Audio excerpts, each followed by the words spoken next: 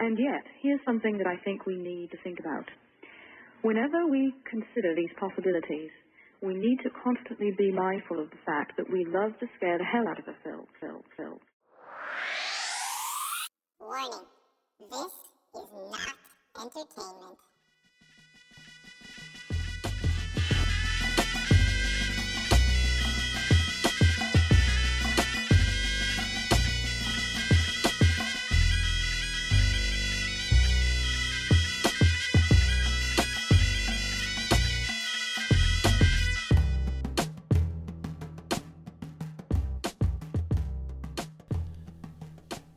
So the presidential election is over, and it played out, unfortunately, exactly the way I thought it would, but hoped it wouldn't.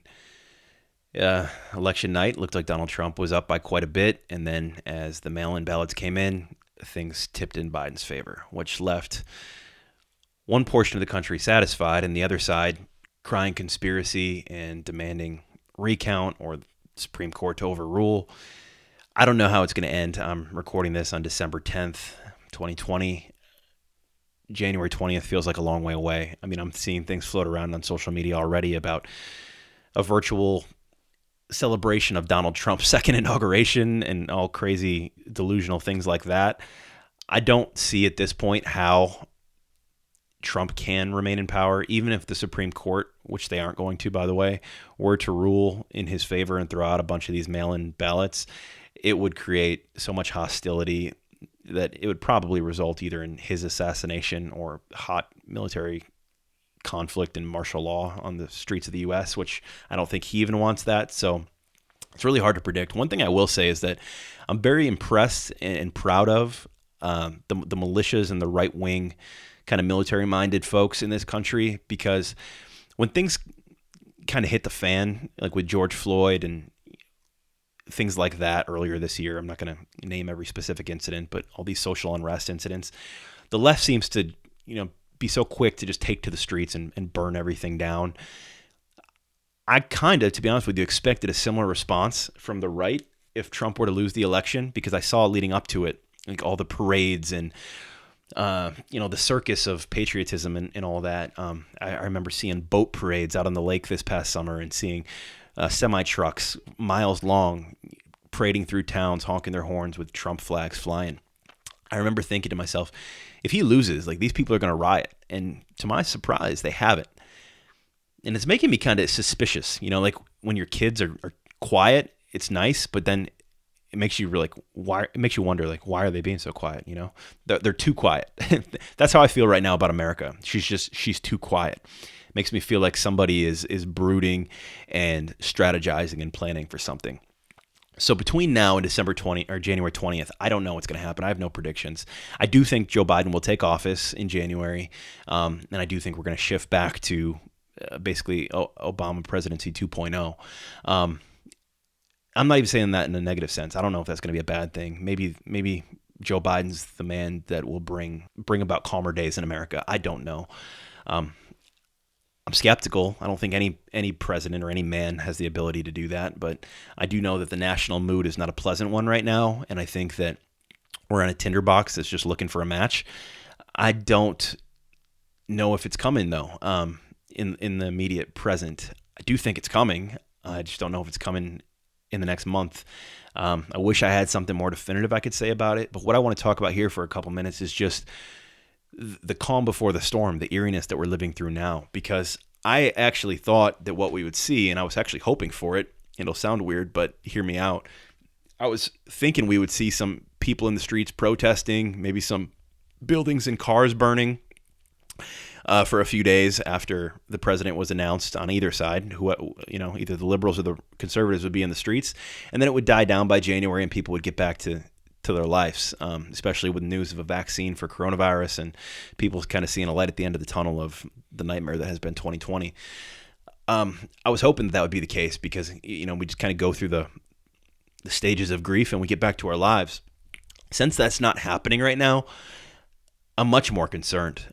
I think that half of this country is living in euphoria and the prospects of euphoria, almost to the point of like cockiness. on the left. And then on the right, you have like this disillusionment and disbelief, which is much more dangerous than temporary insanity. Because I think this disillusionment is going to lead to a refusal to accept the outcome. And I don't know what that means. Again, I don't want to take away the credit I just gave to the right. I was really impressed by how gracious so many people took it. I mean, a lot of people, even that I know personally, said, okay, Biden won, let's move on with our lives. Make the best of it. But a lot of people are saying, no, like I just won't accept it.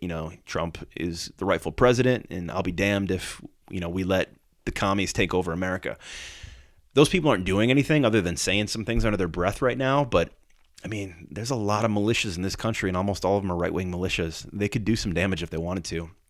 I guess my concern and my question is, do they have the willpower to make a move right now? I don't know. And my gut feeling is no. But I could be wrong. I mean, maybe something does happen in January. I think what's going to happen is that the screws are going to get tightened a little more and more, maybe economically, maybe politically and socially over the next couple of years, to the point where you start to see the tensions rise, kind of like they did over the course of the Obama presidency, but to a much more extreme outcome this time around, to the point where in 4 years from now, who knows, maybe we're in the next American Civil War. I don't know. I was saying on this podcast a couple months ago that I think the next Civil War looks a lot less like the American Civil War and more like the French Revolution. I think that we're probably going to attack the billionaires and the ruling class more likely than, southern states versus northern states. But who knows? I don't know what the outcome's going to be. I just know that there's an eerie silence in America right now, and it's too eerie for my comfort. I don't know if any of you get that same sentiment. If you do, let me know. If you feel like I'm being irrational and that this is going to be a peaceful transition of power and there's nothing to worry about, let me know that as well. I hope that for all of our sakes that you're right if you do think that, by the way. I'm not saying there won't be a peaceful transition of power, but I've never seen the likes of a Donald Trump, a president who is so brash and so willing to speak his mind. It's a two-sided sword. Like I said, I mean, there's benefits to that, and I see why people like him and why they voted for him for those reasons, especially people who are sick of the traditional politics as usual, the snakiness and the slithering greasiness that comes with it. But I also see the dangers of it. You get somebody who's a megalomaniac, which he truly is. I mean, he is embodiment of megalomania and just pride and ego. I don't know how he's going to handle defeat. I mean, I follow him on Twitter, and I see every single day how delusional President Trump is right now with just accepting that he lost. And, rightfully or wrongfully, that's going to come to bear one way or another. Maybe he does maybe this is his way of venting, and he talks about it for the next several weeks, and then in January he concedes and shows up at the inauguration. I don't know. But I've never seen anything like this, and I know you haven't either because it's never happened. We haven't had a president who's refused to concede after all the ballots and all the states have been called. So strange, unprecedented times, but I just find it eerily strange that almost nobody is even concerned. Maybe it's because we've gotten desensitized to Trump over the last 4 years, but it seems like this guy doesn't think he's going anywhere next month. So take that for what it's worth. And a lot of his supporters seem to not think he's going anywhere either. So maybe that's why bullets haven't flown yet, is that people are still adamant that this is not over, and maybe they won't fly until they feel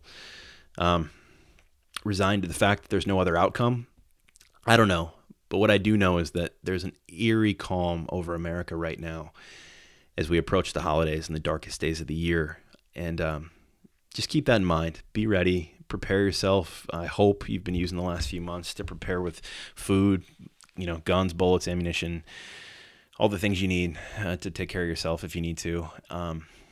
I don't know what's going to happen next. Hopefully things calm down and we can get back to talking about aliens and ghosts and philosophy and psychedelics in 2021. But I don't know. We might very well be talking about politics and geopolitics and global conflicts and pandemics and wars and rumors of wars and the end of the age. So I don't know. Just be shrewd and be wise, folks. And if you have any insight into this, more so than what I have here, and my curiosity around why things are so quiet right now, I'd love to hear it. I hope the rest of the year goes smoothly and calmly for you, and that 2021 brings about better days. Looking forward to the days when we can go to a concert again, go to a football game again. Hell, go to a restaurant and sit down without having 10 feet between us and the next table. I know a lot of you are small business owners out there and you're hurting right now, and I feel for you. And I think that this is radical extremism in its worst form. I am not a right-wing conservative, but I'm also not a social justice liberal, and I do think that the measures imposed on society due to coronavirus have been far worse than the disease itself, and that's very unfortunate.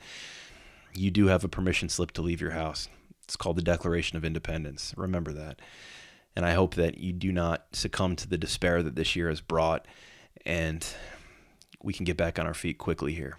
But remember, weak men create bad times, and you're living through that right now. But don't lose heart. Bad times require strong men to bring back the good times, and that's what you and I are going to do together. So just wait. Our hour is coming. Use this time to build yourself and prepare yourself and be ready. That's what I'm doing. Take care, everybody.